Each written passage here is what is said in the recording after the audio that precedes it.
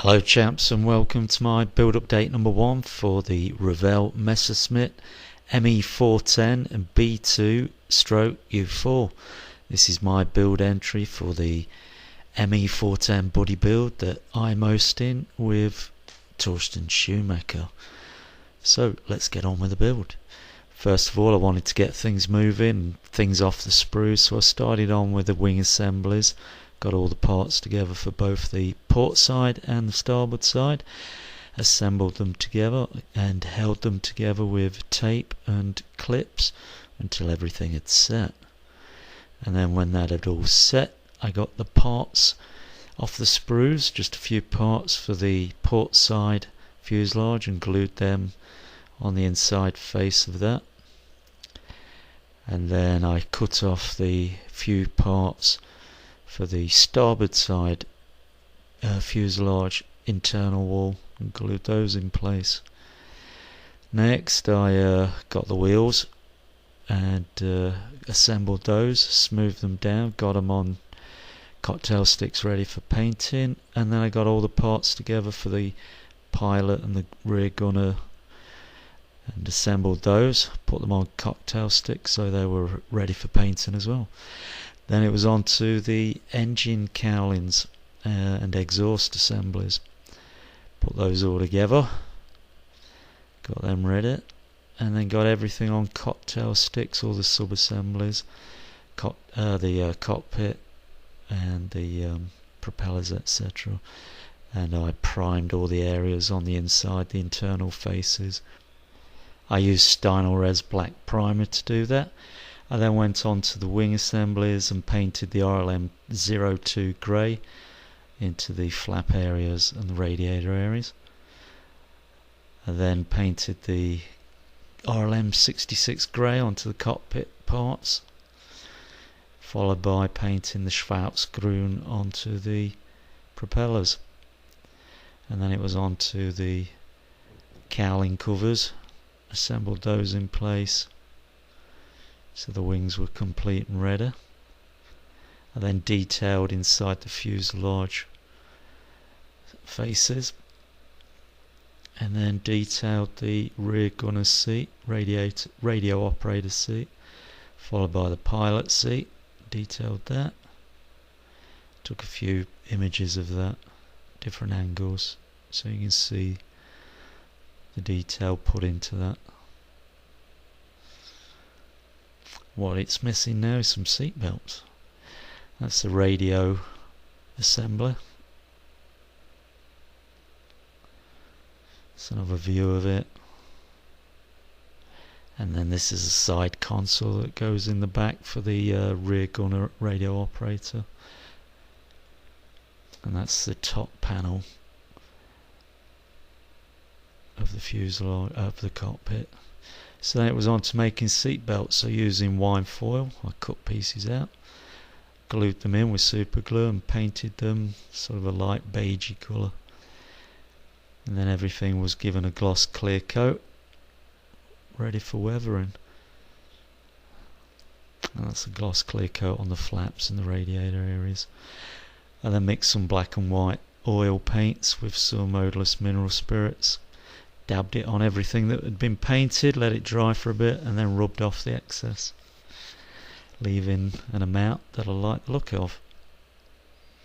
And after that I sealed that all in with a final flat clear coat, so it was ready for assembly.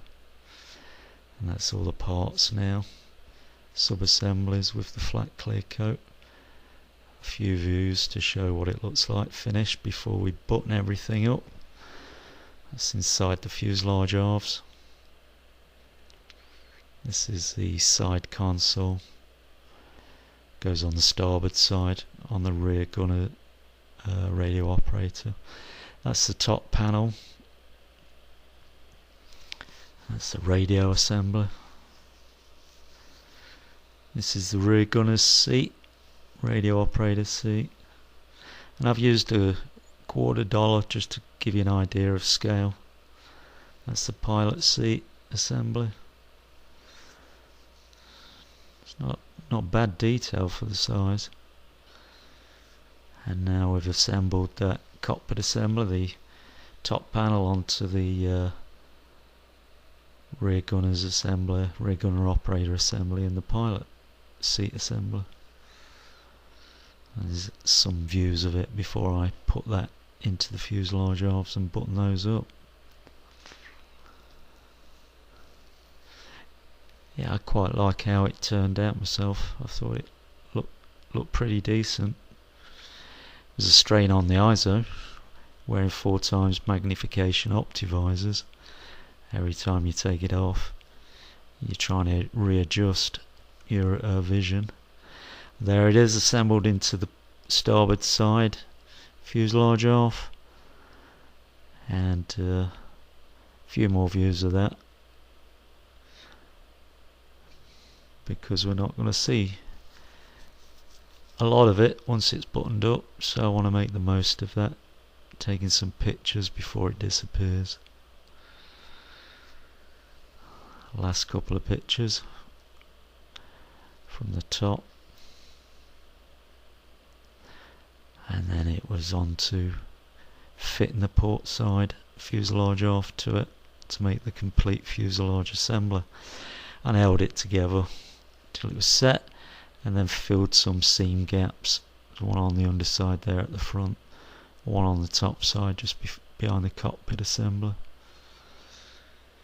I then assembled the cannon housing cover, followed by the that's the chute for the ammunition chute. I then put some streaks onto the flap areas, radiator areas, oil streaks, fluid streaks, etc., and then covered those radiator areas up with the flaps. It was on to assembling the wings next, so I got everything together with the horizontal stabilizers. Put the wings on first, followed by the horizontal stabilizers, and we had a nice complete assembly there. The seam lines were rescribed after smoothing them down, and then it was on to putting the gun carriage in and the rear housing behind the pilot seat, the bulletproof shield. That's the carriage in place, the gun carriage and the roll bars. Painted them with Stynel Res black primer, followed by the RLM 66 grey, and then it was on to gluing the gun sights in place. There's 3 sights there, 2 on the outside, 1 on the centre. And then it was on to the canopy sections and getting them masked and painted. So I painted the inside frames RLM 66, masked the outside, and started sticking things in place. That was the front windshield, followed by all the rear canopy sections. And then it was on to masking radiator openings prior to priming, and masking the 2 portholes where the side fuselage guns go, machine guns. And that was it. Everything ready now for build update number 2, which will be priming and painting and decaling. So until then guys, tally-ho, shots away.